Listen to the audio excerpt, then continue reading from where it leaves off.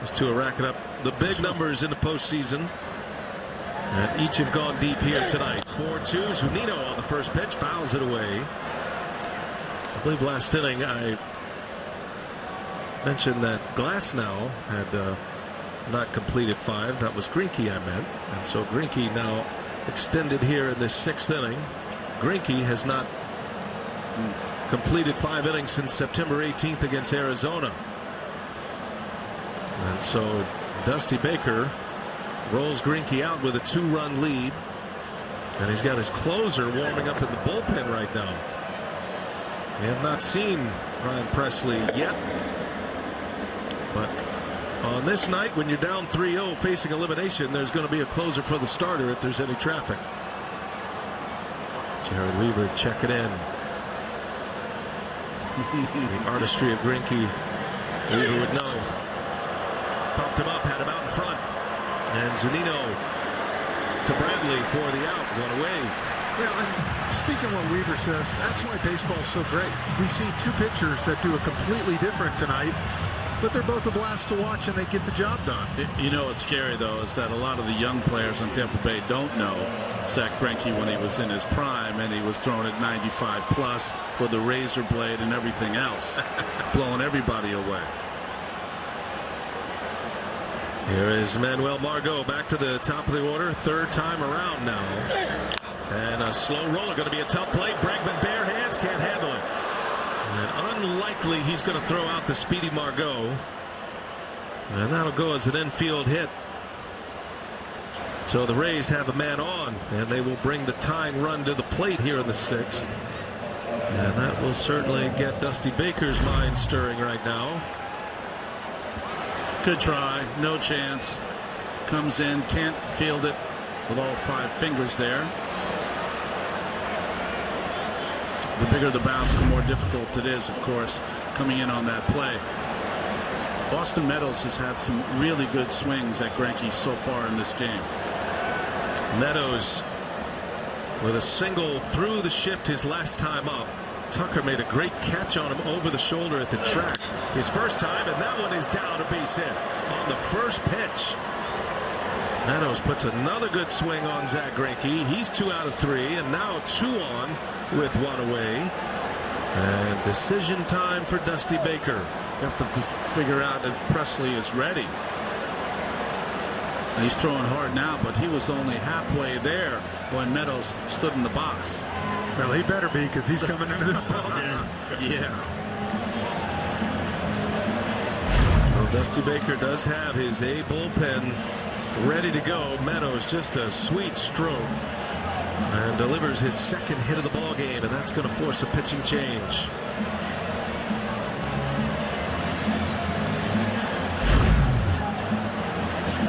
Or is it?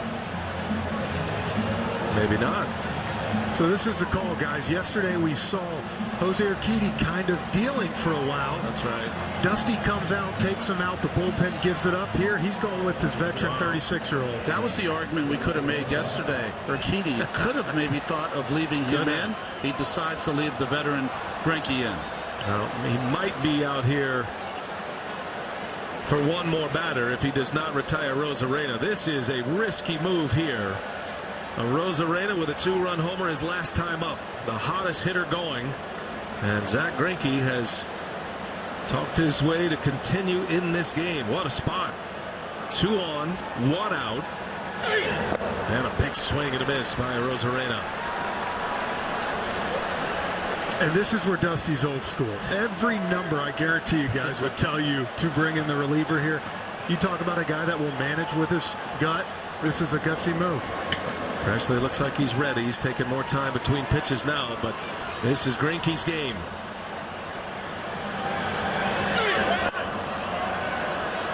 One ball, 1 strike.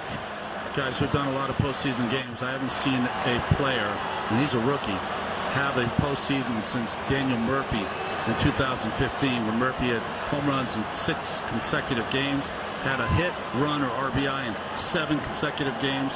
Rosarena is the same threat. Been the most consistent hitter in the lineup. The Rays have had moments where different players have surfaced and had a big moment, but throughout the course of the postseason, Arozarena consistently has been the guy. And Arozarena fouls it away. 1 ball, 2 strikes. Arozarena's home run came on a curveball. Statcast powered by a Google Cloud. Did not miss. It was a line drive missile out of here at 102 miles an hour off the bat. And that's about as hard as you can possibly hit a curveball coming in at 70 miles per hour. He's got 9 extra base hits this postseason. 5 of those are homers. Greinke's got him in a 1-2 count. 2 on, 1 away. Here he comes. Arozarena able to. Oh, he goes. Rung up. Unable to check his swing. First base umpire Tim Timmons with the ring up.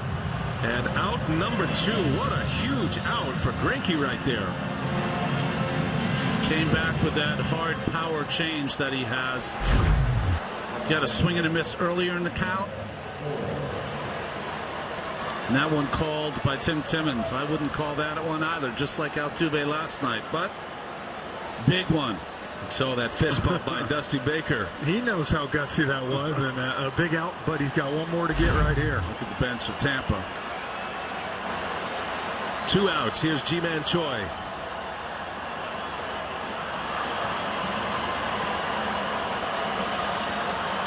Choi with a couple of hits off Greinke. One of those a homer. Hitless in his last 10 at-bats. He hit a 2-run home run to the opposite field of Garrett Cole in Game 1 of the division series.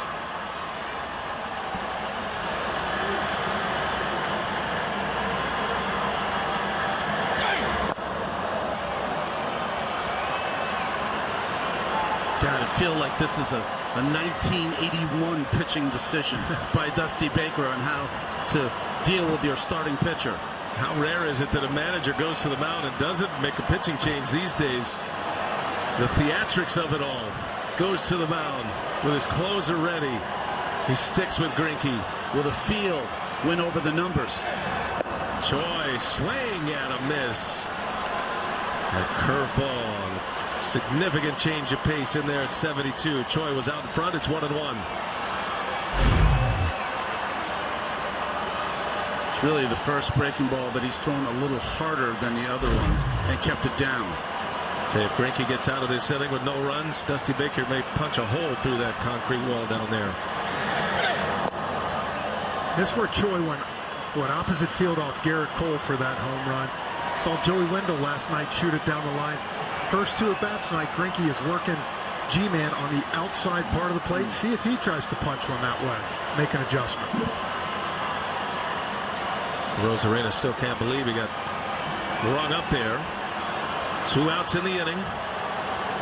2 balls and a strike. Choi representing the go-ahead run on the ground. Shift is on. Correa makes the play. That's going to save a run. But it's going to be an infield hit for Ji-Man Choi. Sounded like he broke his bat. But now they are loaded. And again, Dusty Baker in decision mode here. Oh, it's interesting. A long look by Greinke into the dugout, the Houston dugout.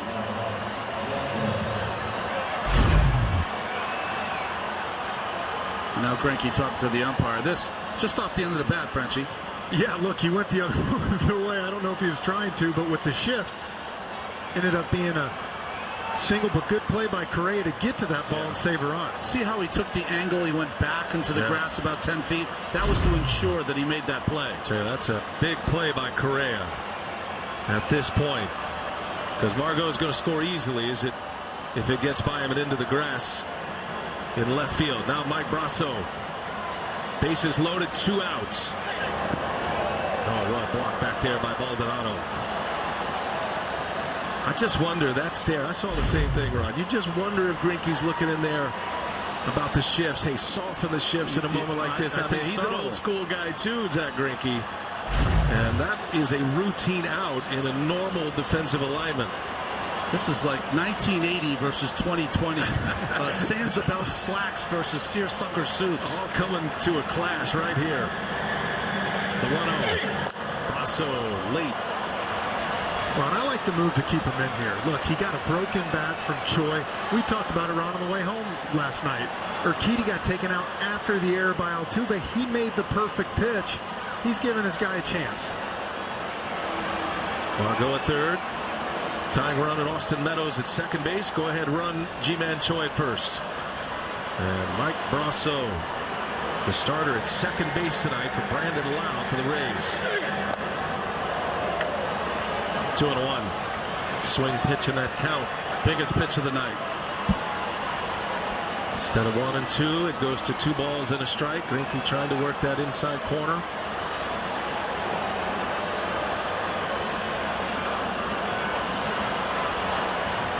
So you want to manage again, huh, Dusty?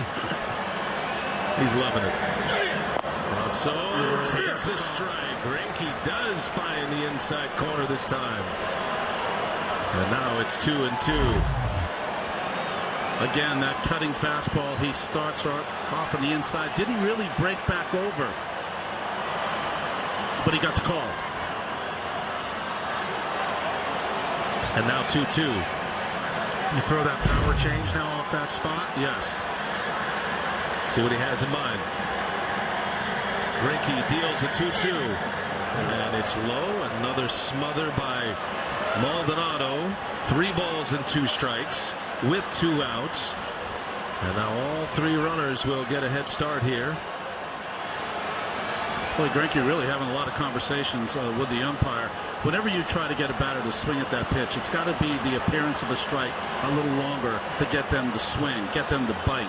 That one was a ball out of his hand. He's made a lot of big pitches in his long career, and now Maldonado brings in Correa. They want to talk about it. This might be a change of the signals here. With the runner at second base, Austin Meadows, he's been out there a while. It'll be a change of signals. It'll also be Zack is the brightest of pitchers, and it's also a chance for him to slow it down, let Brasso think about it. I personally could never do this because the time in between pitches, my brain would explode. But with Greinke, I think he can stand out there, slow it down, almost like it's a stall. Yeah. Well, he's been dealing with a sore arm after his wild card game start against Minnesota. Said he felt no pain before his Game 4 start, and he said he's good to go. Runners go. The pitch on the way, and a swing and a miss. He struck him out. Oh, the riverboat gambler Dusty Baker lets it ride, and Greinke pays off for him.